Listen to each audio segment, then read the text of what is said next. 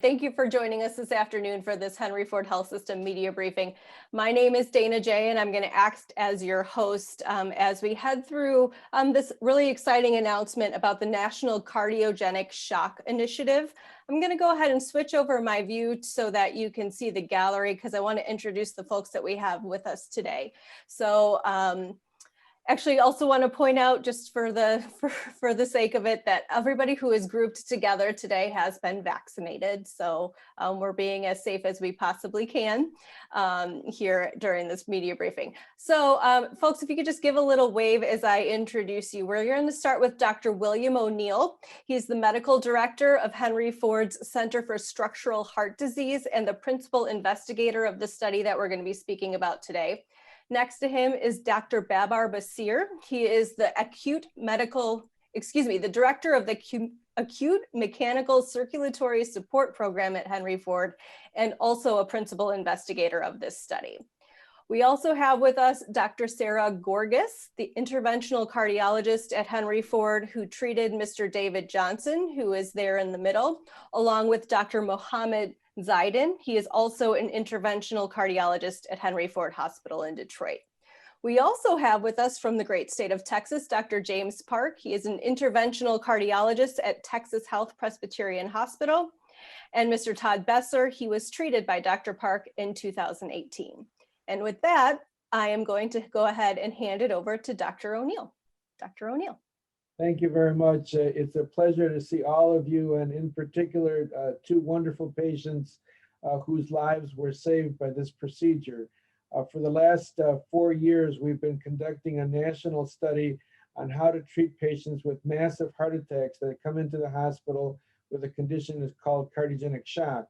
And what that means is that the heart performance is so impaired that there can't be enough blood flow going to feed the rest of the body, and the patients will really rapidly die. In the past, prior to therapy, 90% of patients that had this condition died before hospital discharge. Now, we've been able to dramatically improve that, initially by doing angioplasty to open up blocked blood vessels. But in addition, the new breakthrough that we're announcing today is that we've now demonstrated in a large national study that we can improve the survival for these patients, previously from 10 to 15% survival, now up to 72%. And that's what Dr. Basir presented today at the late-breaking trial at Sky. So it's been an absolute dramatic improvement, but we thought that more than just raw numbers and statistics, that it would be very important for you to sort of see what the impact of this procedure and this therapy has had on specific patients. So we have two wonderful patients, and we'll share their stories with you today. And I think that what we're looking for is to try to extend this method of treatment of patients throughout the country. Right now, there are 80 hospitals that are following our protocol with superb results. There are 1,000 hospitals around the country that could do this procedure equally well. So we're hoping that this will be a call to action for other institutions that want to improve this therapy.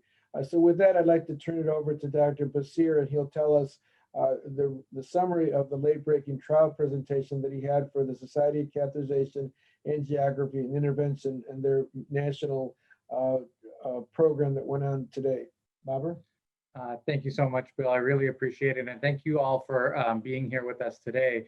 So earlier this morning, we presented 400 patients who were treated in cardiogenic shock. And that's when the blood doesn't get to the end organs. So the brain, the kidneys, and the liver, and those organs tend to shut down.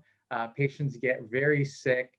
And as mentioned previously, over 50% of these patients typically don't survive. So we implemented this protocol across 80 hospital systems. About 60% of them were community-based programs where many patients actually first start their therapies when they have a heart attack. And then included about 40% of academic hospitals who tend to receive these patients after these support devices have been put in. So we had a remarkable outcome. Over 75% of patients actually survived, and that's compared to previous studies, as I mentioned, a lot better. And so we've really started to move the therapy and the needle on this really devastating disease.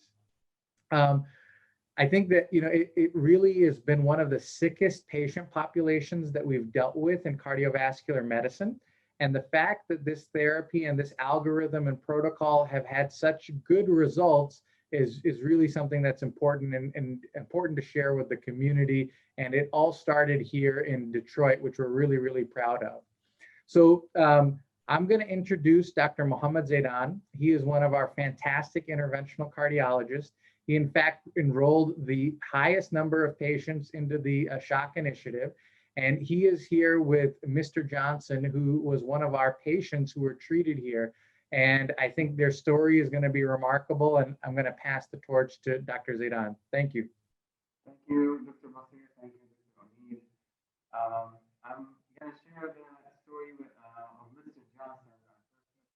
Johnson was a cancer with a massive heart attack that involved the main artery in his heart. When he showed up, his blood pressure was very low, and the minute he was on the table, his heart completely stopped. So we had to do CPR to keep blood going through his organs. So we started with putting an Impella device, which is a heart pump to support his organs. We started with that first. We opened the artery, which was the LAD, which is the main artery that goes to the front of the heart. And despite that, his blood pressure stayed low, and he was. Dr. Zaidan, I'm sorry, I'm going to interrupt you. We're having trouble hearing you. So okay, yeah, that's much better. If you could come a little bit closer. Get closer to the mic. Very good. Thank you so much. And if you want to start from the top, the audio is pretty poor. So we'd like to hear all of it. So just go ahead and restart for me. Thank you. Okay. So Mr. Johnson presented with a massive heart attack that involved the main artery in his heart. When he showed up in the cath lab, his blood pressure was very low. And the minute that we started the case, actually his heart stopped. So we had to do CPR. And while we're doing that, we had to put that pump to support his heart, which is the Impella device. And after we opened the main artery, despite that, his blood pressure stayed very low, and he was completely dependent on it. So we had to put a bigger pump, which is called an ECMO device. The procedure went successfully, but his heart was completely stunned, where he was completely dependent on those devices. Later on, he had to go to the ICU, where he stayed on for almost 7 days in the weaning trial with those devices. And actually, his organs completely recovered, and he was able to come off of those devices. I'm going to introduce Dr. Gorgas, who's our cardiologist who's taking care of the patient on an outpatient, to fill you more about his recovery journey and how he's doing right now. So here's Dr. Gorgas. Yeah, so, I met Mr. Johnson actually when he was in the cardiac intensive care unit. He was still intubated, and we were able to get him off of this device, and at some point he was able to walk out of the hospital. And one thing remarkable about this protocol is that we're able to see exactly how much support the patients need from their end organs, and make sure that help them make it through, not only to survive, but make it through to the point where he's fully cognitively intact. There's no issues with his kidney function. All of his organs are doing well. I continue to see Mr. Johnson in clinic. We've seen each other a few times now since November of 2019, and he is doing so great with recovery. He's actually running 2 to 4 miles a day without really any symptoms. And Dr. Gorgas, I'm just gonna stop you there. Folks, whomever is in the room with you can just stop moving the camera around. We can hear you just fine. So just leave everything still for us so that folks can hear you, okay? Thanks so much.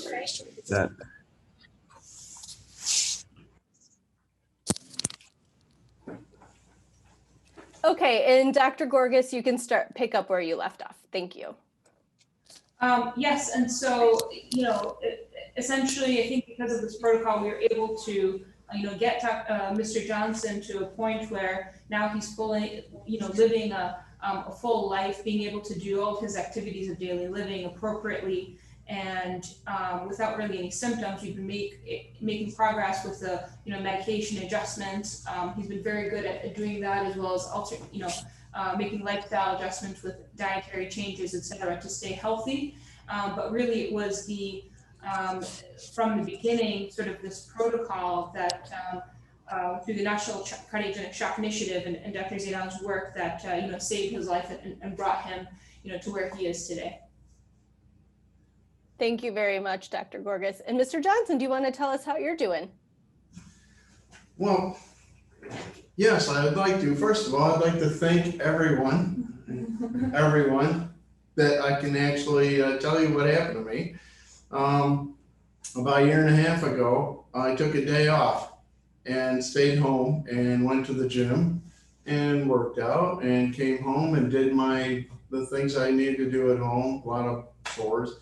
And I felt all of a sudden tired, very kind of uncharacteristically. I went and sat down, and I felt like I was going to go to sleep. And I thought, well, this was so unusual. I thought I'd call my brother, who has had a heart attack.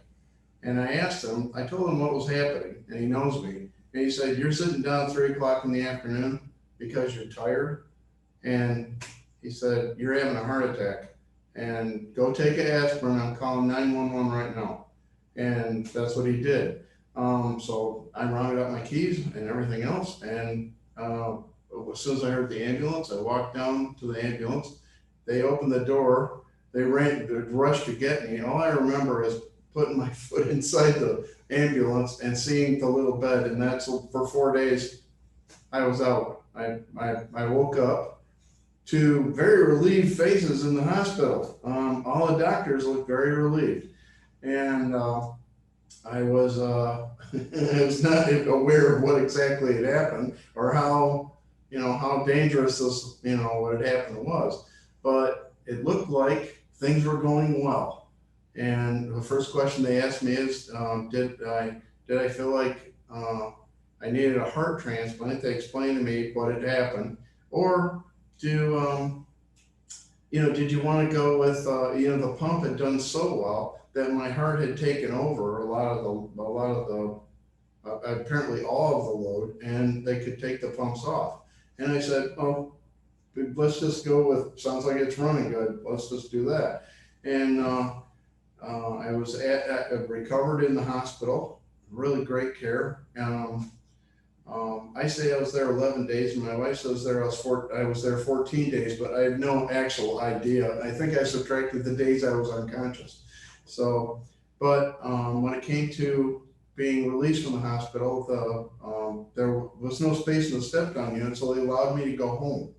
And so I walked out of the hospital, and I just immediately, we found out what needed to be done next from the hospital. As soon as I was feeling well enough to go to physical therapy, I went to physical therapy. I went to all the sessions, one after the other.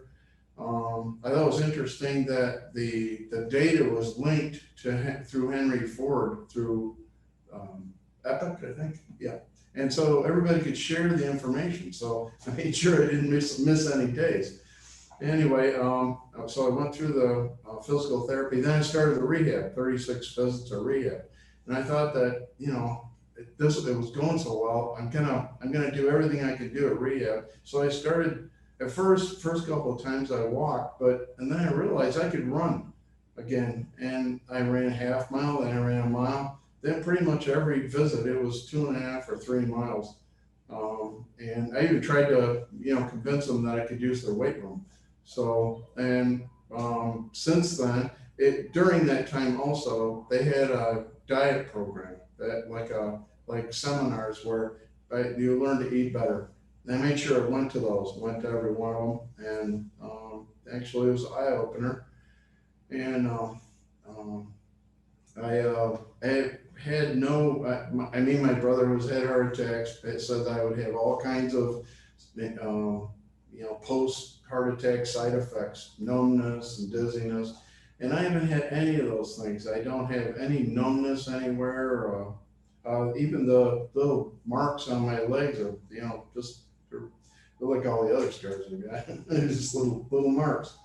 And since, you know, my doctor has been like supportive and helpful and, you know, easy to share information with. And everything at the hospital has been going great. So yeah, I'm very lucky is what it is. So, Actually, just to add to Mr. Johnson, we're lucky that his EF completely recovered back to normal. And I think Dr. Goris would share, he had a CPX done recently that he did very, very well on.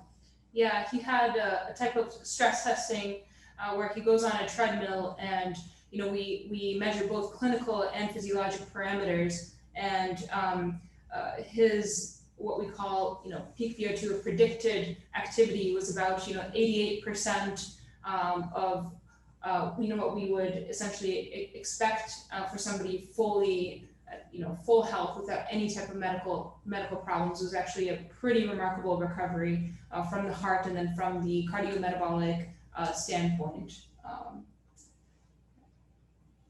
Excellent. Well, thank you so much, folks. Let's go now to Dr. Park there in Texas. And Doctor, tell us about your experience with the study and introduce for us Mr. Besser. Thanks, Dana. Yes, so we're really happy to join you this afternoon. We have members of our team in this room. You can't see them, but we have our staff members, and we also have our chest pain coordinator, Stephanie Kepke, who was instrumental in some of our protocols here with us. And, I wanted to really share this remarkable story of survival of Mr. Todd Besser. And I'm going to kind of give a medical synopsis of his story. But first, I really did want to congratulate Dr. O'Neill and Dr. Basir on the study. We were on an investigator call yesterday and listened to them going over the data, and it's just fantastic data that I think will save a lot of lives. Not only did we participate in the study, but we are firm believers of the whole protocol, and so we initiated a system-wide protocol to save more lives in this way in our system at Texas Health Resources and with THD, Texas Health Dallas being a hub center. I got to meet Mr. Besser a couple years back. He was 41 years old at that time, and he was at home with his girlfriend when his girlfriend found him unconscious. He was in cardiac arrest, and his girlfriend was a nurse, and CPR was started by her for 10 minutes before EMS arrived. When EMS arrived, they were able to do CPR on him for 40 minutes on site, and then was able to transfer him to our sort of referring center, outlying emergency room center, where en route to that emergency room, he was shocked 13 times for what we describe as cardiac arrest rhythms, which are ventricular fibrillation and ventricular tachycardia. CPR was continued in the emergency room there. They were able to stabilize him. He did get shocked 3 more times in that emergency room. And then he was transferred to our facility. When he arrived to our emergency room, he was stable in terms of his hemodynamics, meaning his blood pressure and heart rate, although they were low. And then we were able to receive him in our cardiac catheterization laboratory, where looking at him, I felt that he was in a state called cardiogenic shock. One of the key points about the protocol is to make sure that we support the patient before we initiate the process of opening up their arteries. And so I made the determination that we need to do that first on Mr. Besser. So we were able to place the LV assist device called Impella. We were able to do that to stabilize him. And then I was able to then look at his arteries. I found out that not only did he have an infarct vessel of one artery that was completely occluded, but he had 2 other arteries that were severely diseased. I was able to open up all 3 arteries. I wanted to make sure that he had every chance for survival. And we were able to then send him up to the ICU. Mr. Besser did really well following this procedure and his LV support. We were able to extubate him, get him off the ventilator, and then eventually wean down on this LV assist device over a 48-hour period. We were able to get that out of him and then transfer him to a telemetry floor And incredibly enough, he went home 6 days later. And this was just before Christmas. It was a good story about how he was able to go home. And so I'll let Mr. Besser then give his story. Thank you, Dr. Park. And I just want to say thank you for everything that everyone has done, the staff and yourself. That day was a normal, ordinary day. A little tired, fatigue. I mean, I worked physically. I did do my workout. Everything was fine. A little tired. Shouldn't have said that before, but I did go to the local restaurant and had the heart attack burger 2 hours before all this. So note to self, don't do that ever again. Felt a little tired, normal thing. No signs of anything. My jaw hurt a little bit. I said good night. And 3 days later, I woke up to surprised faces, family, staff, doctors that were surprised to see me alive. In the following days after returning home, paramedics, first responders, the cops, everybody had to come see me because they couldn't believe that I could be out for 40 minutes pretty much straight and still be functioning, walking around, talking. It's been a long recovery with the cardiac rehab. I have good days and I have better days. I don't like to say good days, bad days. I like to say good and better. I do have some side effects, the numbness a little bit, like the other gentleman was saying, he doesn't. But every so often I feel that. I can finally speak a little better. My throat is good from being intubated. Since my jaw was locked, it was forced and they missed a couple times. So, but everything went well.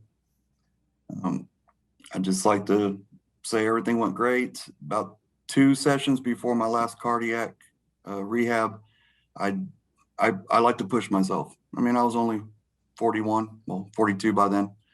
I've always pushed myself. I did a little too much and I passed out at cardiac rehab and I had to have a pacemaker put in, and that has been working very well. It's a good reassurance in my mind that if something does happen, I have a backup. And Dr. Park has been excellent and great and working with all the medications and my rehab. I just want to say thank you. And I'm not one to talk too much about myself, so it feels weird sometimes. So just want to say thank you, guys. Well, Todd, you did an excellent job, and I just want to let you know that I did chuckle when you talked about your heart attack burger. I know Zoom doesn't give a lot of feedback, but I was chuckling over here, and I suspect others were as well. So folks, now we're going to go ahead and open this up to question and answer. The best way to do this is if you are to either use the Zoom function that allows you to raise your hand, I'll see that and call on you in the order in which I see that to the best of my ability, or you could leave a message for me in the chat. And if you could let us know who your question is directed to. If you don't, I'll try and assign them appropriately. And we do have about 30 minutes. So go ahead and put your questions in the chat or raise your hand for me right now. I'm going to go ahead and start us off though. We heard about Mr. Johnson's recovery. We heard about Todd's recovery. So Dr. O'Neill and Dr. Basir, I wonder, are we from this protocol or this procedure, are the expectations for survival or for recovery after survival? It's both. I think the thing that we have to understand is that these are massive heart attacks. And if the patients are lucky enough to recover, very frequently they have all sorts of side effects and complications because in the traditional method of treating the patients, the heart doesn't recover very well. What we're finding is that many of these patients actually have remarkable recovery of heart function. And so we've heard today that heart function is really normalized. Neither of the patients have had to be re-hospitalized for heart failure. And so that's one of the big hopes that we have. In addition, future trials that we're going to be doing are going to be looking at new agents to further decrease the size of the heart muscle damage, so that we think that our aim is to not only have the patients survive, but have a good quality of life and not have to come back into the hospital with recurrent episodes of congestive heart failure. Very good, thank you. And I'll follow up with that. Can you talk about the significance of the 71% survival rate versus what you would expect to see before this intervention? Yeah, I think it's a really great question. What happens in science is that, we give ourselves benchmarks to try to be able to decide on how therapies are doing. I think all of us, in the public have now, have a much more better appreciation for science and these trials after experiencing COVID for the last year and a half. And we understand the importance of science, and this is how science develops. And so there were numerous trials that have been done in the past over the course of the last 30 years. And Dr. O'Neill has been instrumental in a lot of those trials and has really pioneered this space. And, the course of the last 20 years, we really haven't budged. And so using this new therapy, and then not just the therapy itself, but understanding exactly how to do it and to teach other people how to do it, it's been really amazing to see. And as scientists, it's not just okay to be able to share the stories of our patients, but to really group them together and to kind of classify them, and then to really share with them their overall outcomes. And so we had a survival greater than 70% in the entire cohort. And in those patients, who were really, really sick, who don't survive more than 80% of the time, our survival rate was over 50%. And that's the absolute sickest patients. And so that's why these numbers are important, because it lets all of us know in the scientific community that we're making headway. And I understand that the type of heart attack that this intervention is used for is fairly rare. So can you talk about how often you see these massive heart attacks for which this therapy is proving to be helpful? It's not that rare. It's actually about 5% of all heart attacks. But in America right now, there are 1 million people that have a heart attack every year. It's, again, cardiovascular disease is far and away the leading cause of death in America for both men and women. And this is the reason that a lot of people die with heart disease, is because of this condition. Assuming there's 100,000 patients with this condition every year in the United States, previously 50,000 of those people would die. That's as many as die from traffic accidents. And so we really have been able to cut that mortality. We estimate that if this program could be widely applied across the country, we would probably be saving between 20 and 30,000 lives a year with this approach. So there, although it's uncommon, it's not rare, and every hospital is faced with this kind of problem. Every day, every week, these patients are coming into the hospital. So I think it's a very important public health issue, and that's why we wanted to really let the public know that this new therapy is available. Thanks for clarifying that, Dr. O'Neill. How do we envision this growing? So you talked about getting this used in more and more places. So what are the next steps here? So the next steps are really to study this even more. And so what we're doing is we actually just got IDE approval from the FDA to be able to do another study. And this is going to be a study where half of the patients get treated with the protocol that we've developed, and the other half of patients get treated with the protocol that we've developed, as well as an agent that's called supersaturated oxygen. And what it is actually we basically give a high level of oxygen into the bloodstream, and that reduces the size of the heart attack. And we know that when more muscle is damaged, the more likely patients are to have cardiogenic shock, and the more likely they are to have heart failure over the course of their lives. And if we can not only support patients and then open up their blockages, but then minimize the muscle damage, we really feel that we can get very good outcomes for these very sick patients. The other thing that's really important to say is, in terms of the development of science, what's considered our gold standards are something called randomized clinical trials, where you take basically randomly assign patients to one therapy or another. And we are in the process of developing that. Myself, Dr. Naveen Kapoor, and Dr. Greg Stone are going to be the co-principal investigators of a study called RECOVER-4, which is taking the best practice from NCSI and then randomizing that to sort of what's called usual care. And so that will be the definitive way of proving that this therapy is successful. But we think that the patients that we've treated so far provide us with an incredibly strong argument that this is life-saving. Thank you very much. Dr. Zaidan, I'm going to come to you with a question, but so I'm just giving you a heads up. But in the meantime, I'm going to let everybody know that this is your chance to ask a question of anybody that we have on the panel. Go ahead and either leave me a message in the chat or go ahead and raise your hand using that function on Zoom. And Dr. Zaidan, I understand, if I heard correctly, that you enrolled a prolific number of folks in this study. What do you attribute that to? Is it tell me more about that. Well, Dr. O'Neill has spearheaded this cardiogenic initiative where what we found out in the last 20 years, there's no difference in mortality in patients who come with this kind of massive heart attack. So with doing this, where we wanted to support those patients first instead of jumping and fixing the involved artery. What we found out, like supporting those patients first with and perfusing their organs before fixing the blockage is as important, is not even more important than going ahead and fixing the blockage. The large number is because we are like in a very big center here at Henry Ford, Michigan. We get a lot of referrals, so I think it's probably just my luck with being on call more often.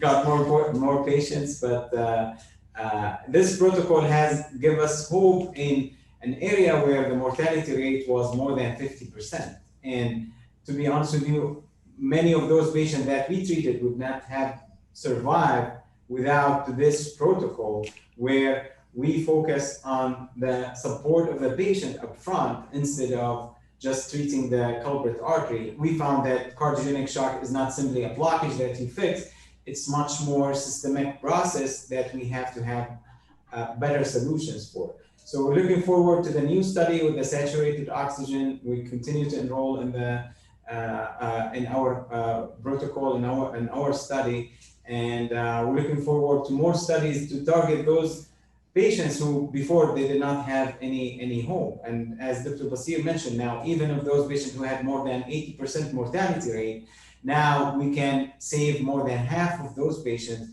treating them through that protocol. And that's how much immense and how much advancement that we have achieved doing this process and going through that protocol for something that was something we're talking about a mortality rate of more than 50%, which is catastrophic. And those are patients who are active, they are young to middle age, and most of them have no significant comorbidities from before. So, being able to save that much and improve that number that historically has been a horrible number for us as interventional cardiologists and for the cardiovascular community in general, it's a very big thing and a great achievement that we are all proud of.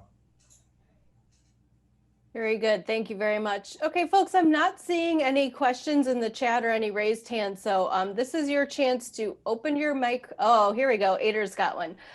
So Ader, you can go ahead and open your mic. I see it's open. Go ahead and ask your question. And this question is to Dr. Gorgas. Ader, I'm not hearing you. So I'm going to go ahead and ask the question myself on your behalf. Dr. Gorgas, Ader is asking, what was the hardest thing about taking care of and monitoring the patient's condition? So it's an excellent question. So, again, initially when I was taking care of Mr. Johnson, was actually in the hospital. I was rotating with the heart failure and transplant team. And so at that point, while he was on the mechanical support device to support his body through this massive heart attack, we were waiting to see if his heart function would recover.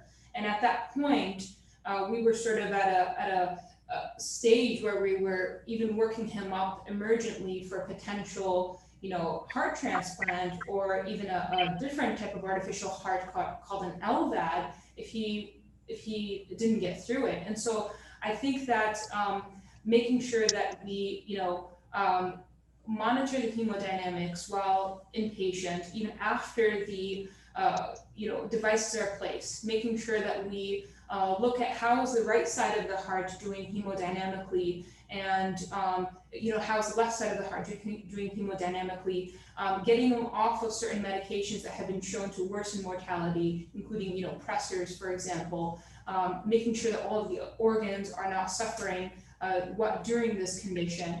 And so in a way, almost patiently waiting, watching while hemodynamically making sure that everything is okay was the most difficult part. Thankfully, sometimes the heart just needs to rest, and at day 4, his native heart started recovering again. And once we started seeing that his heart was pumping again, we were able to say, okay, now his heart has rested. We can now come back from the mechanical support device and go forward. The other thing I think we've had discussions about quite a bit in clinic is our medications. So now he's on a bunch of medications that we started while he's in the hospital.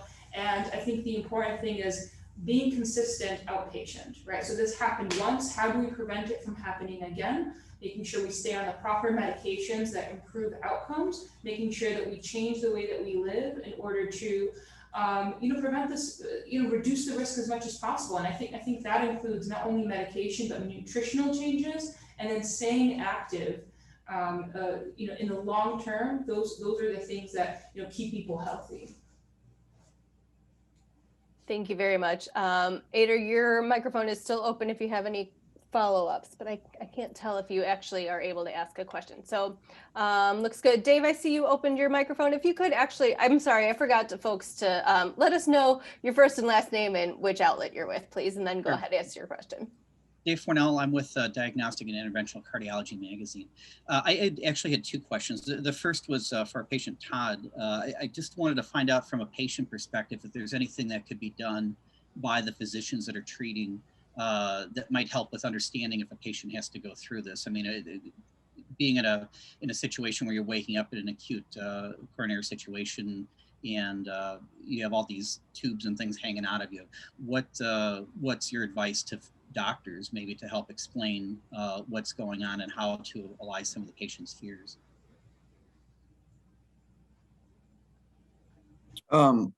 They did very well. I was in basically a private room with my personal nurse. So when I woke up, they made sure that there were familiar faces in the room, and I woke up slowly. My family's the one that told me that I was doing stuff I don't remember, but I was reacting to certain things like on the TV, or they had my music playing. The staff was really good at realizing what I would feel like waking up, and that's training, very good training, I believe.